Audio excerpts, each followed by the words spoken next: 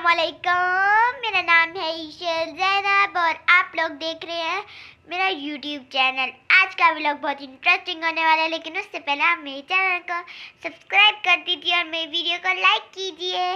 तो आज संडे का दिन है और मैं आज देर से उठी हूँ। संडे था इसलिए आज मैं देर से उठी हूँ। कुछ दिन मैं व्लॉग क्योंकि नहीं बना सकी क्योंकि मेरे स्कूल है और स्कूल में मैं बिज़ी रहती हूँ क्योंकि पढ़ना पड़ता है, क्योंकि अब पेपरों के भी दिन आने वाले हैं, जिस वजह से मैं बिज़ी रहती हूँ, इसलिए व्लॉग नहीं। आज संडे का दिन था तो इसलिए मैंने सोचा मैं आप लोगों को एक व्लॉग बना लूँ आप लोगों के लिए। तो सबसे पहले आज मैं आपको बताऊंगी एक अच्छी बात। आज मैं आपको बताऊंगी ईगल के बारे में कि ईगल की उम्र 70 साल होती है। ईगल की उम्र 70 साल होती है। देखा जाए तो वो 40 साल में ही जैसे उसकी चूंट टेढ़ी हो जाती है, जिसकी वजह से वो अपने शिकार को नहीं खा सकता। नाखून टेढ़े हो जाते हैं जिसकी वजह से वो अपने शिकार को पकड़ नहीं सकता। और तीसरी बात ये है कि उसके पर जुड़ जाते हैं, उसके जिस्म से लग जाते हैं, जिसकी वजह से वो उड़ नहीं सकता। उसमें कि वो चाहे तो वो मर भी जाए लेकिन वो नहीं मरता। वो अपने आप को वो जाता है अपने आसपास की सबसे ऊंची पहाड़ी पर जाता है और वहाँ जाकर वो अपनी चोंच को ज़ोर ज़ोर से उसके पत्थर के ऊपर मारता है। दर्द से तड़प रहा होता है, मर रहा होता है, लेकिन फिर भी वो अपनी चोंच मारता है और चोंच तोड़ देता है। उसके बाद नाखूनों को इतना रगड़ता है कि नाखून भी टूट जाते हैं और अपने मुंह से अपने बालों को तो काट लेता है।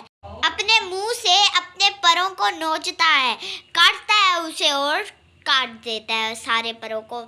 6 माह के इस प्रोसेस के बाद ईगल एक नया ईगल बनकर अपनी 30 साल की उम्र गुजारता है। मतलब जो वो चोंच तोड़ देता है उसकी चोंच फिर दोबारा आ जाती है, नाखून जो तोड़ता है नाखून दोबारा आ जाते हैं, पर जो नोचता है पर दोबारा आ जाते हैं। तो उसके बाद वो एक नया ईगल बनकर अपनी 30 साल उम्र दोबारा से गुजारता है। तो ये मैंने आज आपको अच्छी बात बताई, इसके लिए आप मेरे चैनल को सब्सक्राइब कर दीजिए और मेरी वीडियो को लाइक कीजिए और ज़्यादा से ज़्यादा अच्छी बातें भी सीखिए मेरे व्लॉग से।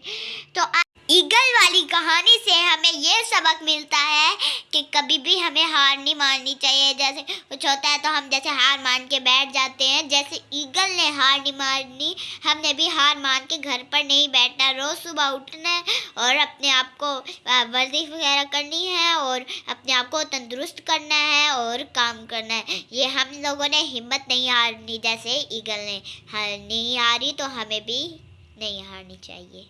आज मैं जा रही हूँ पापा के साथ बाज़ार, क्योंकि आज मुझे लेनी है अपने लिए पोनिया लेनी है और बाकी सामान भी लेना है। तो मैं पापा के साथ जा रही हूँ बाज़ार। आप लोग हमारे साथ एंड तक जुड़े रहिएगा और हमारे चैनल को सब्सक्राइब करना ना भूलिएगा। तो अब हम लोग जाते हैं और वैसे बाहर बहुत ज़्यादा ही सर्दी हो रही है। जहाँ जहाँ मैं जाऊँगी वहाँ आप लोगों को दिखाऊँगी। तो मैं फ़िलहाल अपने घर से बाहर निकल चुकी हूँ। तो अब मैं जा रही हूँ, मैं पापा के साथ मोटरसाइकिल पर जा रही थी और मैं मौसम इंजॉय करती हुई जा रही हूँ। तो यहाँ देखिए हमारा पेट्रोल हो रहा था ख़त्म, के थोड़ा सा बच गया था।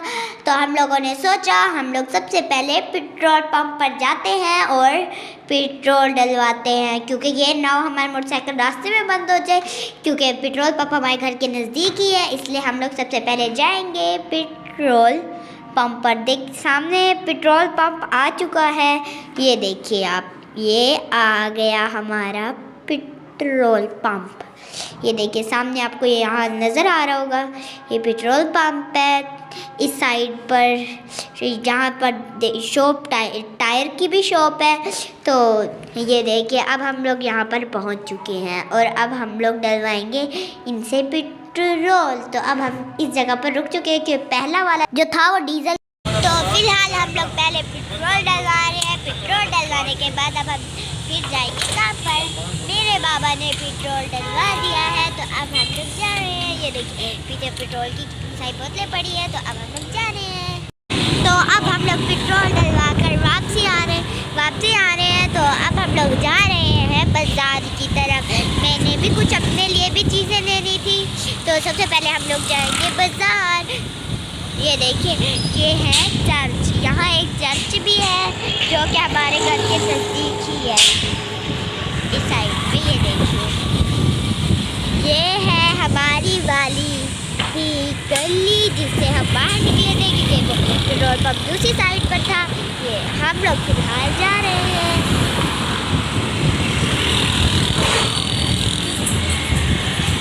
तो ये देखिए, हम लोग शॉप पर पहुंच चुके हैं। हम लोगों ने यहाँ से बहुत सारी चीज़ें लेनी थी, तो मैं बाबा के साथ आई हुई थी। यहाँ देखिए, यहाँ पर कितनी सारी चीज़ें पड़ी हुई हैं। हम लोगों ने बहुत सारी चीज़ें लेनी थी। आप देख सकते हैं इस जगह पर कितनी सारी दुकान भरी पड़ी है।